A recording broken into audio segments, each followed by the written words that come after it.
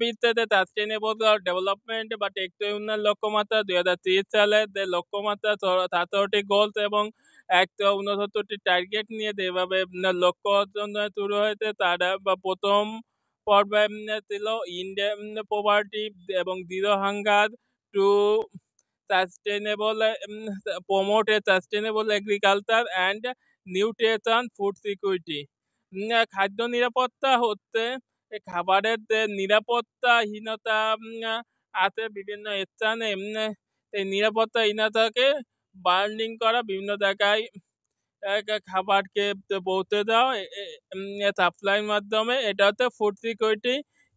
এবং কোনো অভিবাদনের ফলে বা বিভিন্ন কারণে যখন কোনো জায়গায় ফুড সিকিউরিটি হয় সেটাও দেখা এবং নিউট্রিশন বাচ্চা বা বিভিন্ন মানুষের কাছে সঠিক শুধু ফুড পেলে হবে না, নিউট্রিশন পেতে হবে। তাই আপনি খালি ভাত দিয়ে দিলেন অত পুষ্টির জন্য দাদা ফ্রুটস বিভিন্ন ফলমূল দরকার আছে, এটা যদি না দেন এবং পুষ্টির কথা বিবেচনা রেখে খালিতে আপনি একটা জিনিস দিয়ে দেবেন শুধু পেট ভরালে হবে তা না, পুষ্টির কথা বিবেচনা রাখতে হবে। এবং প্রমোটে সাস্টেনেবল এগ্রিকালচার, প্রমোটে সাস্টেনেবল এগ্রিকালচার বলতে বোঝানো হয়েছে টেকসই কৃষির প্রতি উদ্বুদ্ধ করা। টেকসই কৃষিটা আসলে কি সেটা আমরা বুঝবো। দেখেন আপনি কৃষি যন্ত্রপাতি ব্যবহার করার মাধ্যমে আমরা আগে গরু দিয়ে হাল চাষ করে যেখানে 5 দিন লাগতো সেখানে কৃষি যন্ত্রপাতিতে আমাদের একদিনে হয়ে যাচ্ছে, তাই না? আবার যদি আমরা এটা তো হচ্ছে, কিন্তু তা আমরা বিভিন্ন সার্ভিস ব্যবহার করি, ইউরিয়া তো বিভিন্ন কলকারখানায় তৈরি হয় এবং এর প্রতিক্রিয়া যেমন আছে পার্শ্ব প্রতিক্রিয়াও আছে। এটা নাইট্রোজেন উদ্বুদ্ধ করে, এটা তৈরি করতে অনেক এনার্জি বিদ্যুৎ খরচ হয়, বিভিন্ন কাঁচামালের প্রয়োজন হয় এবং এর অনেক ক্ষতিকারক দিক আমরা দেখতে আছে এবং মাটির গুণাগুণ নষ্ট করে। তা হচ্ছে বড় কথা, অনেক দাম অনেক খরচ পড়ে যায় কৃষি উৎপাদনে। এর পাশাপাশি বা এটা যদি আমরা বাদকে প্রমোট করে আধুনিক যে জৈব বা কম্পোস্ট সার এই ধরনের সার ব্যবহার করি, আপনি গরু পাললেন, গরুর সারটাকে আপনি একটা গর্ত করে যেখানে রেখে দিলেন, পরবর্তীতে আপনি এটা কৃষি জমিতে লাগালেন, তাতে কিন্তু আপনার সারের খরচটা কমে গেল। এইটা হচ্ছে টেকসই কৃষি বা সাস্টেনেবল এগ্রিকালচার।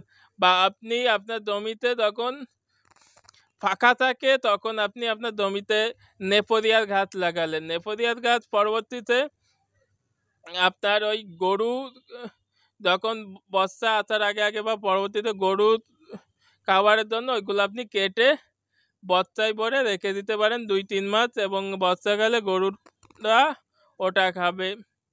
এই হিসেবে আপনার গরুর গাছটা হয়ে গেল। আপনার প্রতি এলাকায় আপনি ধইঞ্চা চাষ আছে, ধইঞ্চার বীজ বপন করতে পারেন, সেটাও আপনার একটা টেকসই কৃষি হবে। বিভিন্ন আপনি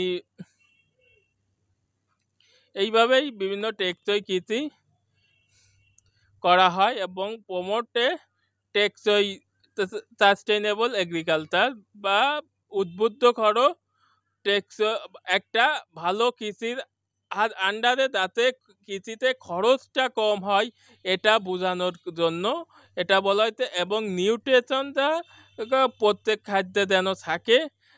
আপনি যদি কীটনাশক দেন কিন্তু খাদ্যের পুষ্টিটা কমে যাবে, আপনি যদি কীটনাশক ছাড়াই তৈরি করেন তাই খাদ্যের পুষ্টিটা বৃদ্ধি পাবে। এটাই এটা আপনার এসডিজি বা জাতিসংঘে একটা লক্ষ্যমাত্রার মধ্যে দাঁড়িয়েছে। এবং এই নিয়ে বিভিন্ন